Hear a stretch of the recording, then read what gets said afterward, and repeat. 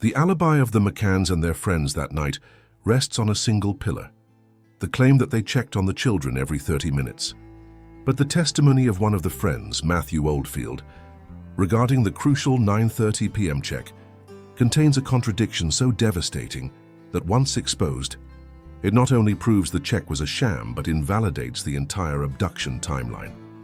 The Portuguese investigator, Gonçalo Amaral, realized this from the very beginning. And today we are going to prove he was right. The lie isn't in the complex details of the case. It's in the simplicity of a check that never happened. The story we were told is almost a fairy tale in reverse. It begins in a paradise, Praia da Luz, Portugal, a holiday resort where danger seems like a distant fiction. At the heart of the story, we have the perfect characters, Kate and Jerry McCann, two British doctors, successful, educated, the image of the ideal couple. And of course, the princess of the tale, Madeleine, a 3-year-old girl with unmistakable eyes, a face that would become one of the most recognized on the planet. The official narrative is simple, almost rehearsed. On the night of May 3, 2007, the doctor parents are dining with friends at a tapas restaurant, just 50 meters from the apartment where their 3 young children are sleeping. They feel safe. They've created a rotation system to check on the children. A decision that later the entire world would judge with the ferocity of a tribunal. At 10 o'clock at night, the fairy tale shatters. Kate McCann goes to check on her children and finds Madeleine's bed empty. The bedroom window open. Panic sets in. The frantic search begins, first with friends, then with resort staff, then with the police. Paradise transforms into a crime scene. The world watches, horrified. Millions are donated. Celebrities like David Beckham and J.K. Rowling appeal for help. Madeleine's face is everywhere. The story is clear. An innocent child was abducted from her bed by a monster who came in through the window. A perfect family was destroyed by an unforeseeable tragedy. That's the story they sold us. The polished version, packaged for the media. The story that needed to be true for the world to continue making sense. That's the story that spread across the globe. And speaking of the globe, I'm curious, what time is it where you're watching? Leave a comment below. It's always fascinating to see how our community of investigators is spread across every corner of the planet, united in the search for truth. Now, let's get back to the case, because it's right there in the story everyone accepted that the biggest lie of all is hiding. But what if the pillar supporting this entire story is rotten? What if the checking routine, the group's great alibi, is not just flawed, but a deliberate lie, created to hide a fatal gap in time? The thesis of this video is a surgical strike at the heart of the McCann's alibi.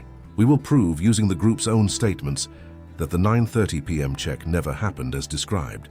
And by proving this, we will demonstrate that the window of opportunity for the crime becomes so large, and the group's actions so illogical, that the abduction theory becomes unsustainable. This video will show that Gonçalo Amaral's initial suspicion was not a hunch, but a logical deduction based on the most obvious lie in the entire case. To do this, we don't need sniffer dogs or complex DNA analysis. We just need a clock and the contradictory statements of a group of friends who on that night failed in their most important task. To prove the checking routine was a farce, we first need to understand just how fragile the story it was meant to protect really was. The official abduction narrative, when placed under the cold light of logic, begins to disintegrate.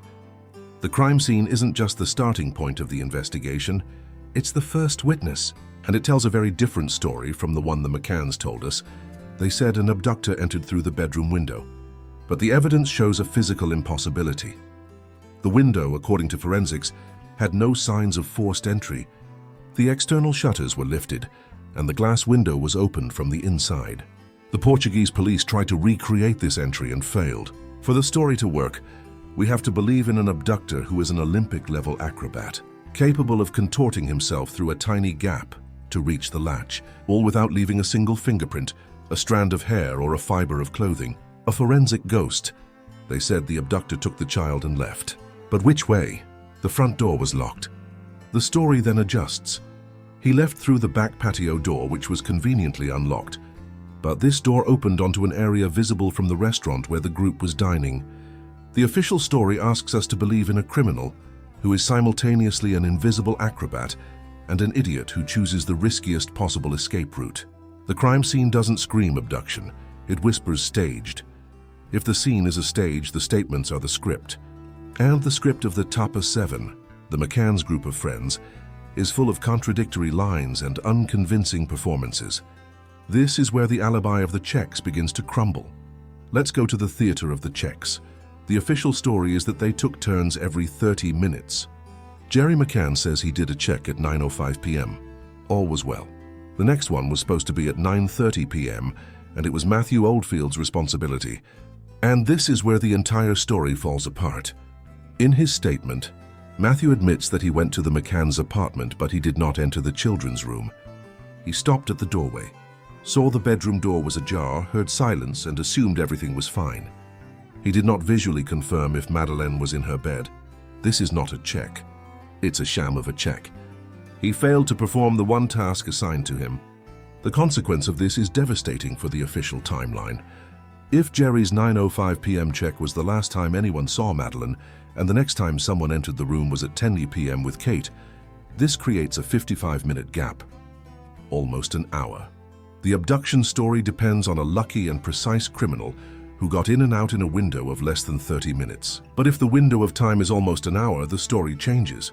The abductor no longer needs to be a timed ninja. He has all the time in the world. This makes the lack of witnesses, the lack of DNA, the lack of any trace of a stranger even more inexplicable. Matthew Oldfield's non-check is not a small mistake. It's the black hole that swallows the entire credibility of the abduction theory. Their story simply doesn't add up. What do you think is the most glaring inconsistency so far? The impossible to open window or the check that never happened? Leave your investigator's opinion in the comments below. The theories from this community often see what others ignore. Although our thesis focuses on the logical failure of the alibi, science also enters the scene to confirm the suspicions this failure raises. When human logic fails, scientific evidence becomes the final judge. And the sniffer dogs, Eddie and Keela, brought an inconvenient truth. Inside apartment 5A, weeks after the disappearance, Eddie, the dog trained to detect the scent of a cadaver, gave a positive alert in several locations. Behind the sofa, in the parents' bedroom, Keela, the blood detection dog, also alerted to traces of blood on the floor. Science was saying that there had been death and blood in that apartment, but the most devastating discovery, and the one that connects to our thesis, came from the car the McCanns rented 25 days after the disappearance. Inside the trunk of that Renault Scenic, Eddie alerted again unequivocally to the scent of a cadaver. Subsequent analysis confirmed the presence of DNA, compatible with Madeleine McCann's in the trunk. How does this connect to the failure of the checks?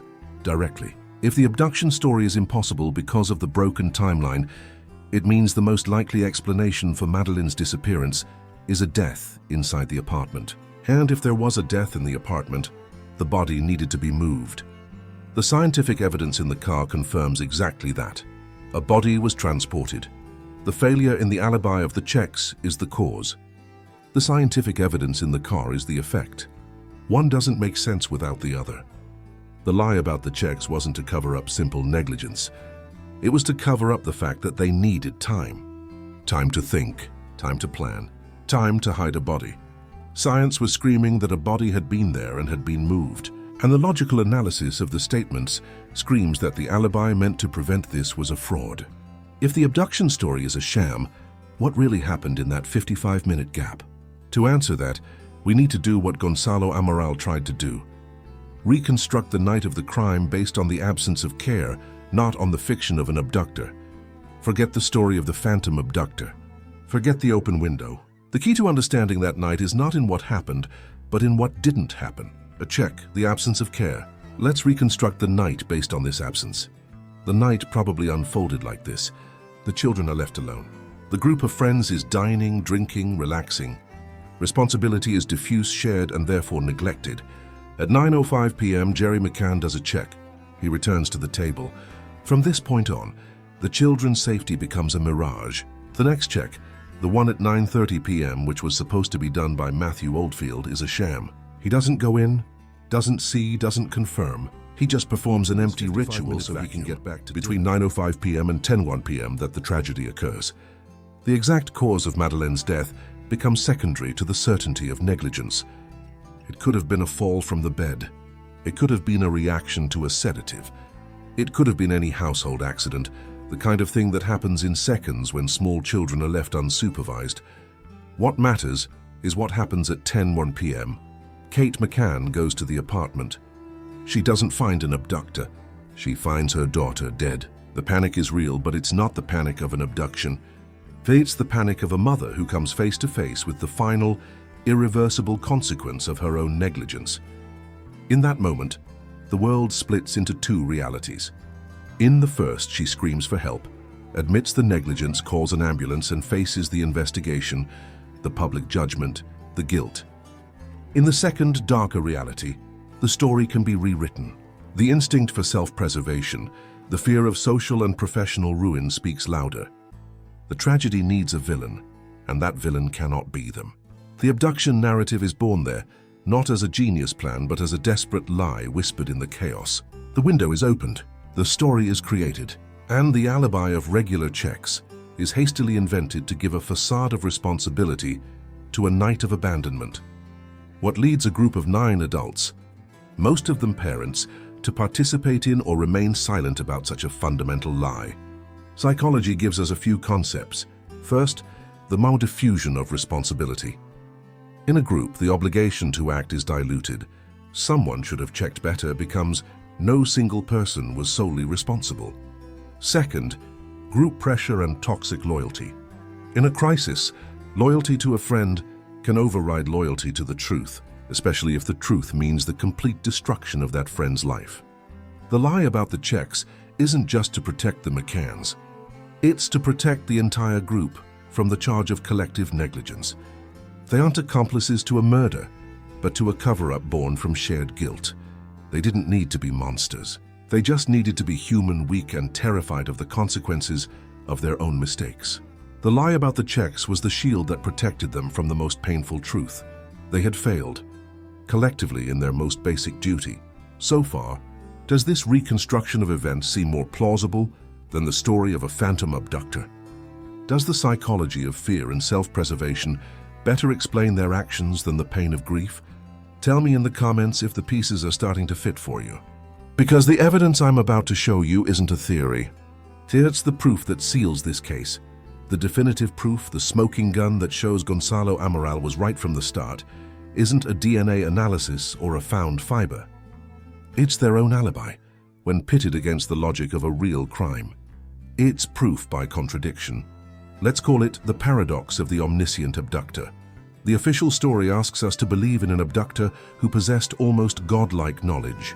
First, he knew the children were alone. Second, he knew exactly which apartment they were in. Third, he knew the back door was unlocked. And fourth, and most importantly, he knew about the 30-minute checking routine.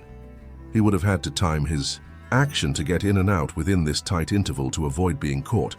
But this is where the lie about the checks destroys the abduction theory itself. If the 9:30 p.m. check didn't happen, the window of time wasn't 30 minutes. It was 55 minutes. No criminal, no matter how skilled, could have known that this specific check would fail.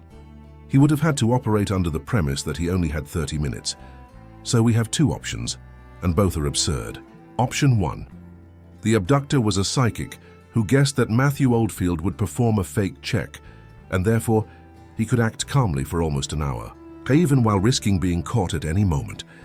Option 2. The abductor was not a psychic. He acted within the 30-minute window, but by a cosmic coincidence, he chose the exact night when the checking routine failed. And even though he had all the time in the world, he left not a single trace, not a single hair, not a single credible eyewitness. Occam's razor teaches us that the simplest explanation is usually the correct one. And the simplest explanation is not a psychic or cosmically lucky abductor. The simplest explanation is that there was no abductor. The story of the checking routine was invented after the fact to make it seem like they were careful parents and that the crime could only have happened in a very short time frame. But they got tangled in their own lie. The failure of the 9:30 p.m. check, admitted by them, is the Freudian slip that reveals the farce. It creates a timeline that makes the abduction story they told logistically impossible. Amaral needed nothing more. Their own story self-destructed. With the proof on the table, the question changes. It's no longer what happened to Madeleine. But who helped hide the truth? The answer involves a conspiracy much larger than just a panicked couple. It involves the power of an entire state. Truth has incredible power, but it is not invincible. It can be silenced. And in the case of Madeleine McCann, the truth was not just silenced, it was actively crushed by a system that decided the reputation of a country and the image of an influential British couple were more important than justice for a dead child. When the Portuguese police, led by Gonçalo Amaral, put the pieces together, the failed alibi, the staged crime scene, the sniffer dogs, the DNA in the car, they did what any police force would do. They declared Kate and Jerry McCann as arguidos, the Portuguese term for formal suspects. The investigation was on the right track. The truth was about to explode. And that's when the conspiracy began. The reaction from the British government was immediate and overwhelming. The then Prime Minister, Gordon Brown, and his ambassador to Portugal became directly involved in the case. Not to help find a missing child, but to defend the McCanns. The diplomatic pressure on Portugal was immense. The British media, instead of investigating, launched a brutal campaign to discredit the Portuguese police, painting them as incompetent, lazy, and xenophobic. Because of Amaral's logical suspicions based on the alibi's failure, the consequence was a campaign to disqualify the investigator. Because of the sniffer dog's alerts, the consequence was a war of experts, with British specialists questioning the validity of a science used in courts around the world. Because of the McCann's status as suspects, the consequence was the removal of Gonçalo Amaral from the case. The man who dared to follow the trail of truth was silenced. The system didn't want the truth. The truth was ugly, inconvenient. It would tarnish Portugal's image as a safe tourist destination and create a diplomatic incident with the United Kingdom. It was easier, cleaner to embrace the fiction of the mysterious abductor. The investigation was closed. The McCanns were cleared for lack of evidence, and they returned to England as tragic heroes, victims of an incompetent foreign police force. The lie won, but that victory came at a devastating human cost. The price of truth was paid by those who refused to stay silent. Gonçalo Amaral, the detective who led the investigation, had his career destroyed. He wrote a book, Maddie, The Truth of the Lie, detailing the evidence he found. In response, the McCanns sued him, dragging him through a legal battle that lasted nearly a decade, trying to silence him and bankrupt him. He became the scapegoat, the villain of the story, punished for doing his job. Other witnesses who contradicted the McCanns' version were intimidated or ignored. People who lived in Praia da Luz and suspected the couple from the beginning were labeled as cruel gossips. The truth became radioactive. To touch it meant risking your reputation, your career, your peace. The system sent a clear message to everyone: stay silent. Let the story die. It's infuriating. It's frustrating. And that's why this channel exists. If you believe these stories of cover-ups need to be told, that the truth cannot be buried by power and money, then be part of this mission. Subscribe to the channel and turn on notifications. Every subscription is a vote of confidence and a sign that we are not alone in this search. In the end, the moral verdict is clear. Despite a body of evidence that points overwhelmingly to an accidental death followed by a cover-up, the Madeleine McCann case remains officially unsolved. Justice was never served. Not for lack of clues, but for lack of will. The system chose to protect the powerful instead of defending the innocent. The narrative of a German super-abductor, Christian Bruckner, which emerged years later, seems more like a desperate attempt to give the public a new villain, a convenient closure that doesn't disturb the status quo and keeps the McCanns in the role of victims. But this theory, like the original abduction one, is fragile and lacks concrete evidence directly linking it to Madeleine's disappearance. It's another smokescreen. The system won. Justice was buried along with Madeleine's body. But in the midst of all this darkness, one final question remains, the most personal of all. What does this terrible story teach us about our own world? And what do we do with this inconvenient truth? What does this terrible story teach us about our own world? It teaches us that justice is not blind. It has a price. And that sometimes the truth is just a negotiable commodity in the market. The end of this journey is clear and painful. Madeleine McCann was not the victim of a monster who crept through the night. She was the victim of a series of tragic decisions, beginning with negligence and ending with arrogance. What haunts me is not the mystery of what happened to her, but the clarity of what happened afterward. A conspiracy of silence orchestrated by fear and ego, and validated by a system that preferred a comfortable lie to an inconvenient truth. The greatest tragedy of this case is not the crime, but the cover-up. And now, after we've gone through all of this together, I need to know what this story has awakened in you. Use the comments below not to debate, but to bear witness. Bear witness to your outrage. Leave a word, a sentence, that shows we have not forgotten and we do not accept the silence. I will read every comment, because in a world that wants us to be quiet, our collective voice is the only weapon we have, and this fight against silence doesn't end here. The same dynamics of power, influence, and secrets we saw in Portugal are repeated in an infamous case in the United States. In our next documentary, we will investigate how the wealth and influence of the Ramsey family may have buried the truth along with their 6-year-old daughter, JonBenet. To continue on this mission with me, subscribe and turn on notifications. The search for truth cannot stop until next time. Remember, the truth doesn't need you to believe in it. It only needs you not to forget it.